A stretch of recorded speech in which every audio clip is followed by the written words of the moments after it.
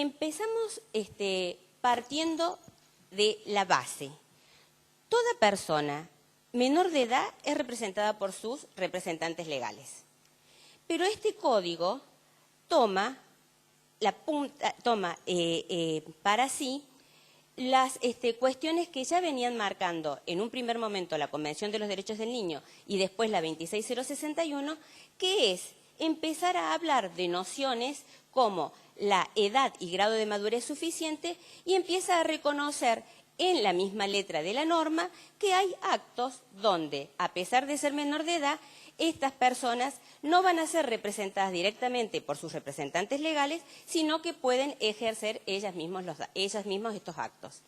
Este es el gran camino que se ha recorrido desde el patronato a la Convención de los Derechos del Niño. En un primer momento, en la época del patronato, en la vieja 10.903, nosotros teníamos de que el niño era un objeto de derecho. Este objeto de derecho estaba invisibilizado, no únicamente en la norma, sino también en la letra de la norma. Este objeto de derecho, evidentemente, era digno de protección y era objeto de protección, pero la protección estaba limitada únicamente a lo que era lo material y lo físico. En este camino recorrido del patronato hasta la Convención de los Derechos del Niño, se han ido modificando todos los paradigmas y todas las miradas culturales y sociales a lo largo de todo el planeta. En el siglo XIX, nosotros teníamos que este niño, objeto de derecho totalmente invisibilizado, era algo como que existía, pero que no hacía falta tenerlo en cuenta. En el siglo XX, con este giro paidocéntrico que se da y donde el niño empieza a ser el niño rey, empezamos a visibilizarlo y a considerar que este niño, que antes era objeto de derecho, es un niño que en su momento va a ser un ciudadano más, va a ser reconocido como un ciudadano más y por lo tanto vamos a empezar a considerarlo sujeto de derecho. Y en esas condiciones vamos a empezar a reconocer que hay que tener en cuenta lo que este niño piensa, lo que siente y cuáles son sus derechos en forma concreta.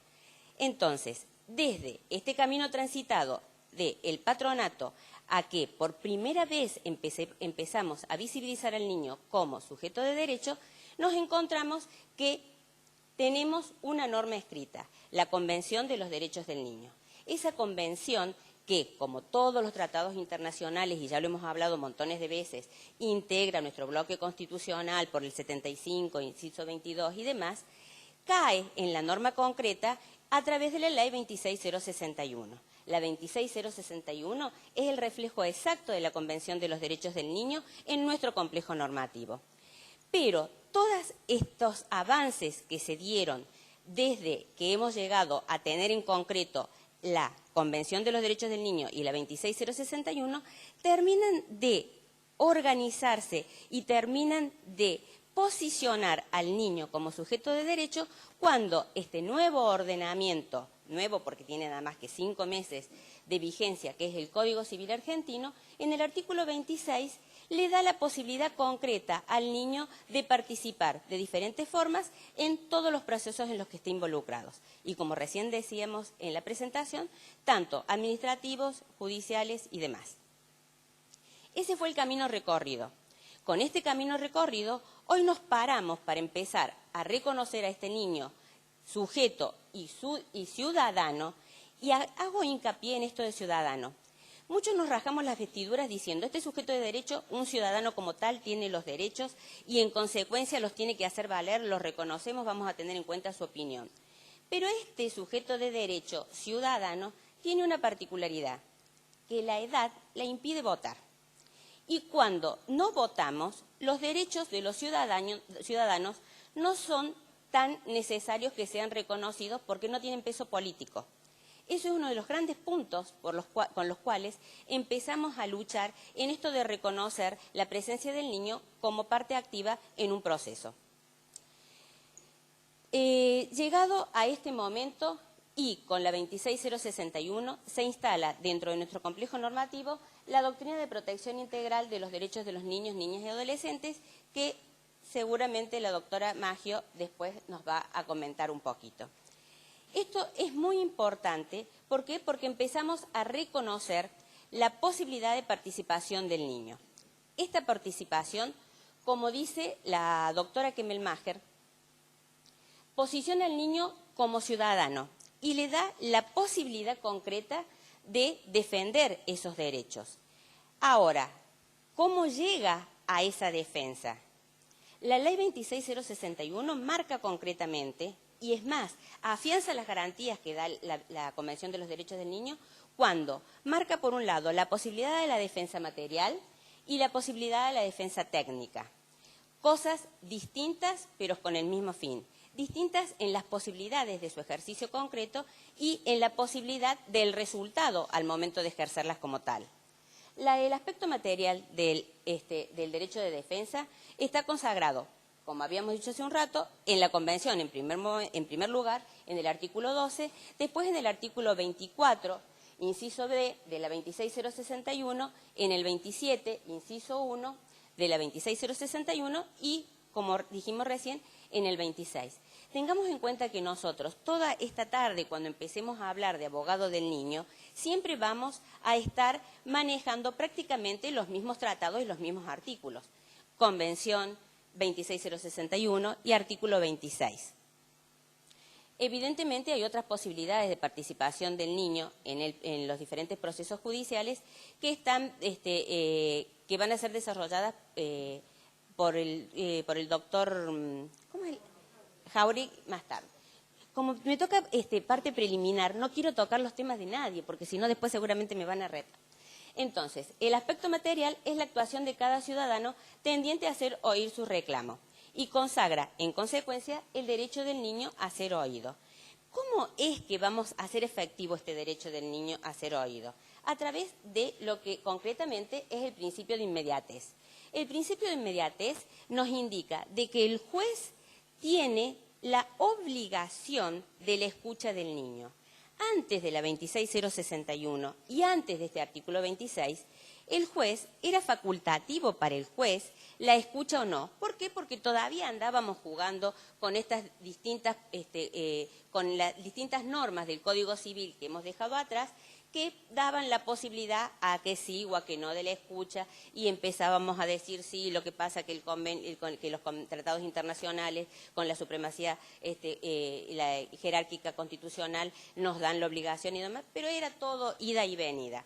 Hoy, con estos artículos, tenemos que la obligación del juez ante la escucha del niño es algo presente, y la escucha se concreta a través del principio de inmediatez. Quiere decir, la escucha directa. No puede el juez excusarse de la escucha diciendo de que ya escuchó al niño a través de sus representantes legales o a través de dictámenes técnicos, informes periciales o situaciones parecidas. No, acá es algo concreto.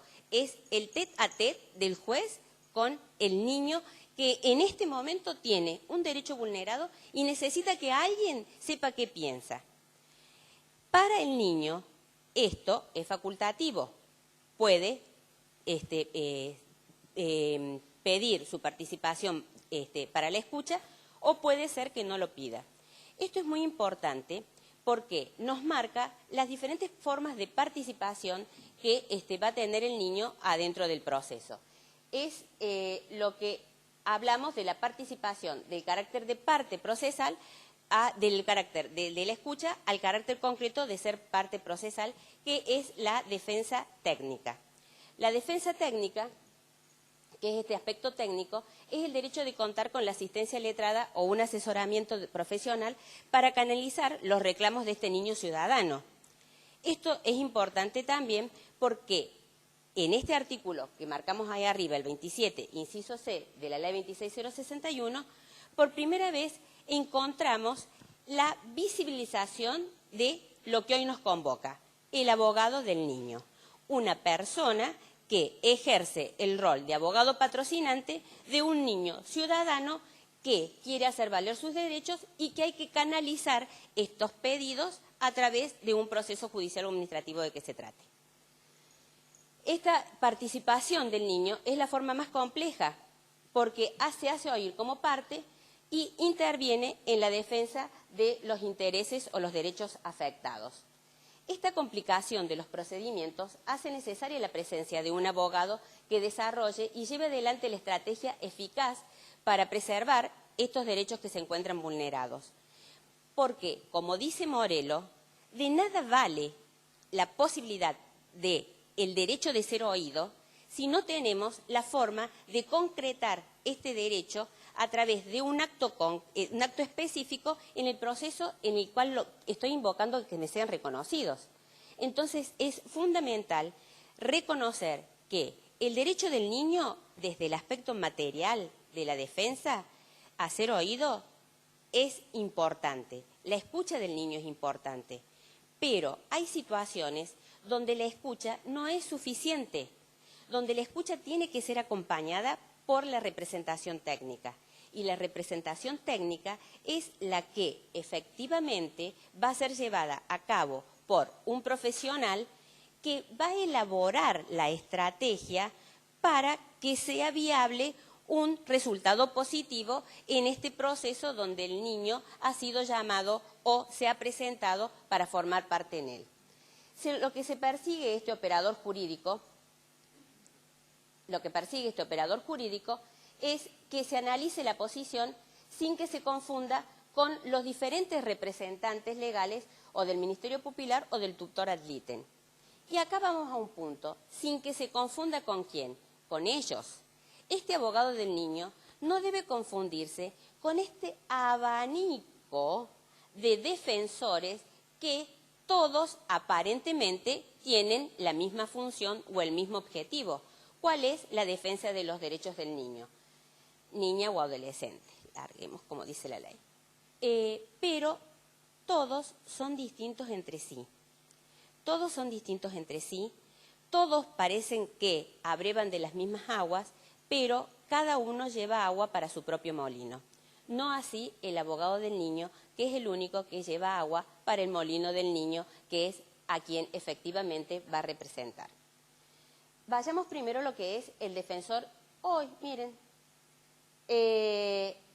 puse mal el número de la ley, pero bueno, nos hemos dado cuenta.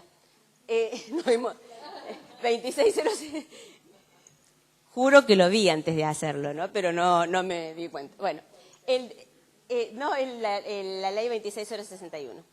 El defensor de los derechos de niñas y adolescentes, ombudsman de los niños, figura reconocida internacionalmente, figura vinculada concretamente con lo que es la investigación, con lo que es el tema de aportar propuestas concretas a fin de que se lleven adelante políticas públicas en beneficio de la defensa de los niños, niñas y adolescentes. Figura también pensada para accionar, figura pensada para difundir, para promulgar y para promover todo lo que es esto de reconocer los derechos de los niños, niñas y adolescentes. Pero en nuestra ley 26061, en el artículo 47, indica cuáles son los alcances de nuestro defensor de niñas, niñas y adolescentes. Alcance que evidentemente baja a todas las otras, a todos los otros complejos normativos, ordenamientos normativos de las diferentes provincias, porque todas, digamos, son como un calco de la 26061. Nosotros hoy por hoy estamos así como muy contentos por todo lo que tenemos. Y en realidad todo lo que tenemos es más de lo mismo. Y todos están sabiendo de lo que estoy hablando. Porque la Convención de los Derechos del Niño nos marca el rumbo a seguir. La 26061, y no digo yo, sino que lo dicen gente más con mayor autoridad, lo que hace es levantar la Convención de los Derechos del Niño. En Córdoba tenemos la ley 9944, que ¿qué hace? Levanta la 26061. Y entonces, en verdad, nosotros tenemos todos este número de leyes, pero es más de los niños, de lo mismo. O sea que conozcamos la convención y medio que ahí vamos a tener cubierta casi todo el complejo normativo de nuestro país. Este defensor de niños, niñas y adolescentes, el artículo 47, marca específicamente los alcances del 47, del 64, de la 26061, marca cuál es la actividad, cuál es la función, cómo va a ser la elección y demás de este defensor. La figura del defensor que recepta la 26061 es particular. En sí, el defensor de derechos niños, niñas y adolescentes a nivel mundial es reconocido en tres aspectos o con tres determinadas funciones o alcances en sus funciones. Uno es aquellos donde se les otorga la posibilidad de, o se les indica la posibilidad de la defensa de del patrocinio y la representación de los niños en particular. Otra de las posibilidades de actuación de estos defensores es la que le da la posibilidad de actuar en defensa de los niños en particular y en defensa de los niños en colectivo. Por lo tanto, el primero y el segundo actúan en defensa de los niños en particular, ejerciendo acciones en concreto respecto de estos niños al momento de que tienen vulnerados sus derechos o que deben hacerse actividades especiales tendientes a esta defensa. Y está la que toma la 26061, que es específicamente la más discutida a mi forma de ver como abogado litigante, que es la defensa de los niños, niñas y adolescentes desde el colectivo, desde los intereses difusos, desde el veamos qué hacemos para todos y poco hago en concreto. Esta participación en nuestro país del defensor indica que cuando va a actuar en un proceso judicial, las pocas veces que actúa, sobre todo en la ciudad de Córdoba, lo hace siempre apuntando al colectivo. Casi toda la actividad está dirigida a la difusión y a lo que es la promoción de los derechos de los niños, niñas y adolescentes. Entre paréntesis les cuento de que es muy discutida esta difusión en Córdoba porque, por ejemplo, y ya lo debo haber contado en octubre porque lo cuento siempre, es que difunde los derechos de niños, niñas y adolescentes en spots publicitarios o en pequeños micros, en canales que cuestan caro porque son canales privados, pero a las 12 de la noche, a la 1 de la mañana, entonces pocos niños van a poder estar despiertos a esa hora, si al otro día van a ir al colegio, para saber cuáles son sus derechos. Entonces, en medio como que está un poco complicado lo que es, sobre todo en Córdoba, la figura y la participación del defensor de los niños, niñas y adolescentes. Para graficarlo, yo lo llamo como un satélite que anda dando vuelta alrededor de los derechos, sabemos que está, sabemos que en algún momento se va a hacer presente de acuerdo al momento en que políticamente sea conveniente y si no, va a seguir dando vuelta tratando de que sean reconocida su existencia como aquel gran defensor de niños, niñas y adolescentes. Es una figura discutida en mi provincia, pero tenemos que reconocer que el alcance en la provincia de Córdoba, como en la 26061, es exactamente lo mismo. Tenemos un defensor que trabaja fundamentalmente con presupuesto propio, en forma independiente de todos los poderes del Estado, únicamente para la investigación, para lo que es la propuesta de diferentes políticas públicas y para tratar de que se garantice desde el Estado la defensa absoluta de los niños con este tipo de acciones, como dije recién, de política pública. Eso es la figura del defensor. Esto es una de las varas de este abanico de estos que estamos diciendo que son los que defienden los derechos de los niños, niñas y adolescentes. Otro de ellos es el asesor de niñez.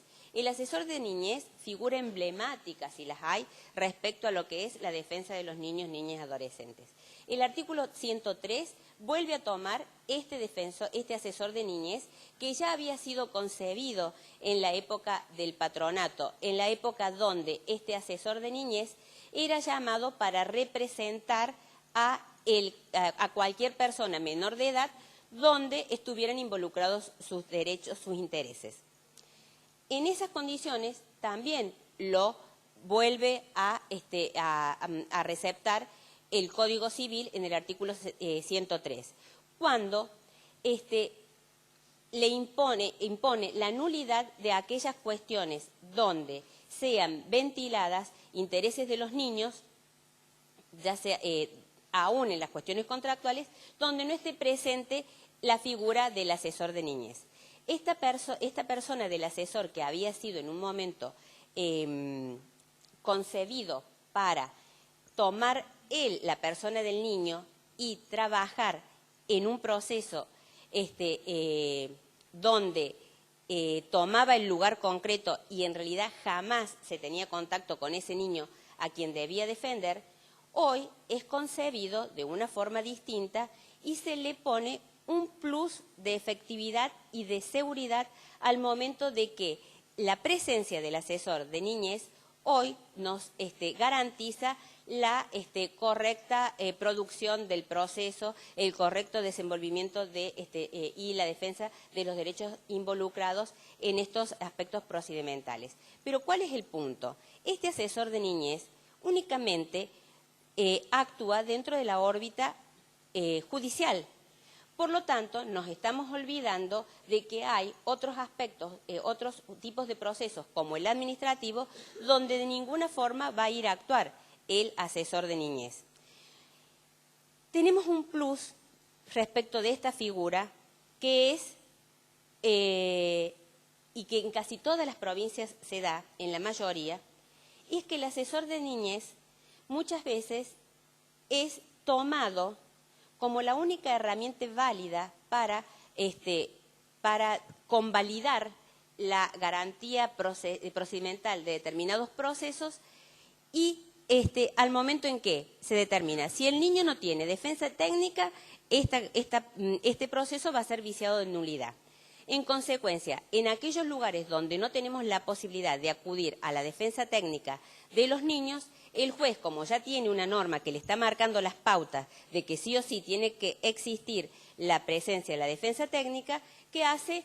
Nombra a un asesor para que asuma el rol de abogado del niño. Defensa técnica que va a acompañar al asesor que va a actuar en los términos del artículo 103. Entonces tenemos que dentro de este marco jurisdiccional el juez toma mano de lo que tiene a mano, valga la redundancia, y como lo único que tiene son los asesores, tenemos que el mismo asesor que hoy está trabajando en función de los términos del artículo 103, ese mismo mañana aparece golpeando la puerta en una audiencia y te dice yo soy abogado del niño.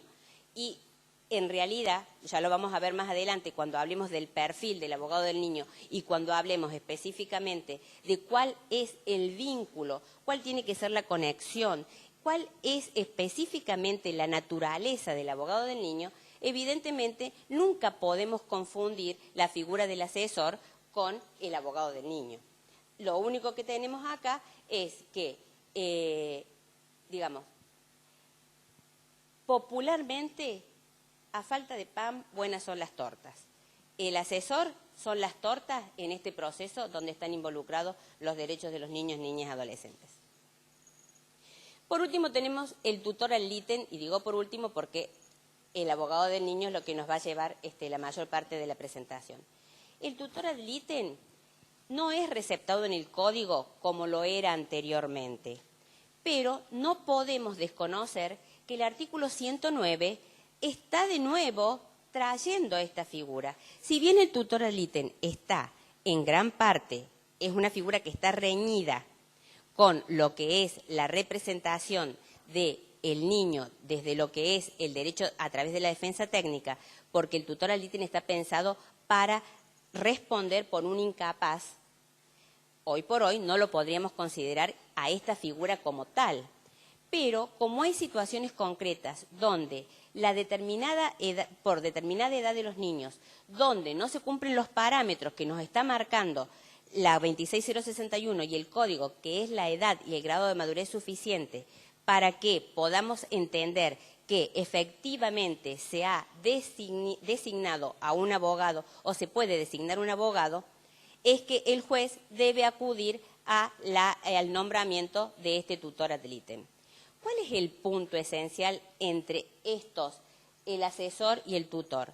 El asesor siempre va a actuar conforme a derecho, sí o sí.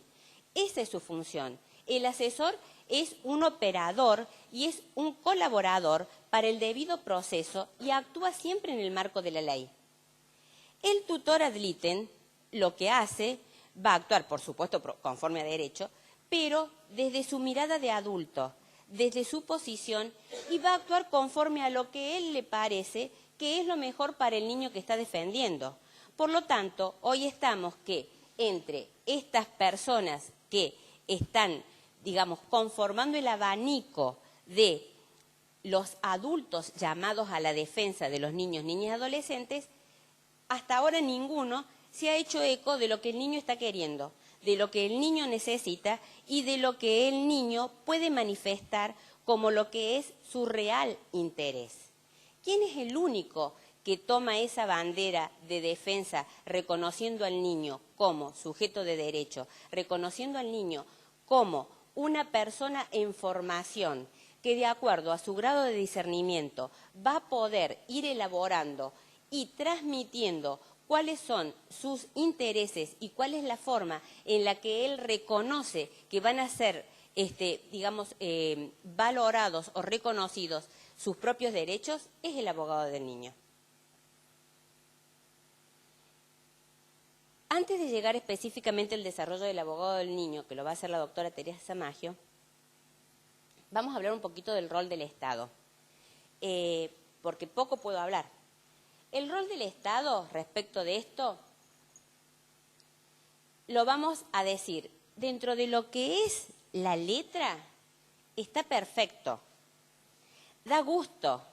Es más, lo podría haber puesto con rojo, porque de acuerdo a lo que es el compromiso del Estado al momento de adherirse a los diferentes tratados internacionales, este Estado va a garantizar el principio de efectividad, lo hace en la Convención Americana, artículos 1.1 y el 2, en la Convención de los Derechos del Niño, y también al respecto de la observación general número 12 de la Convención, también habla específicamente de que se deben implementar todas las políticas públicas que sean necesarias para garantizar que los derechos de los niños, niñas y adolescentes reconocidos en la Convención y en todos los tratados de derechos humanos a los cuales el Estado Nacional adhiere, van a tener el andamiaje de políticas públicas que hagan efectiva la participación y efectivo el reconocimiento de estos derechos a los cuales de estos tratados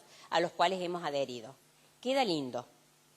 Igual el principio de accesibilidad, que es la forma de garantizar que todas las personas, en este caso los niños en estado de vulnerabilidad, puedan tener el debido acceso a la justicia. Y habla también, tanto en la observación general y en la 5 y en la 10 y en las reglas de Brasilia, cuando determina quiénes son las personas en estado de vulnerabilidad que dicen de acuerdo a la edad y después de acuerdo a la edad le está digamos, garantizando de que van a tener la posibilidad de una asistencia técnica, y esa asistencia técnica va por más las reglas de Brasilia y dicen que va a ser gratuita, está todo perfecto. Casi que no vale la pena desarrollar cada uno de estos artículos porque lo que dicen es lindo, Pero yo acá les he puesto un gráfico. ¿Saben qué es esto? Esto es una agenda. Hace referencia específicamente a lo que es la agenda de las políticas públicas del Estado, tanto nacional como de los diferentes estados provinciales. Esta agenda está cerrada y así está cerrada la agenda de las diferentes políticas públicas de todos los diferentes estados.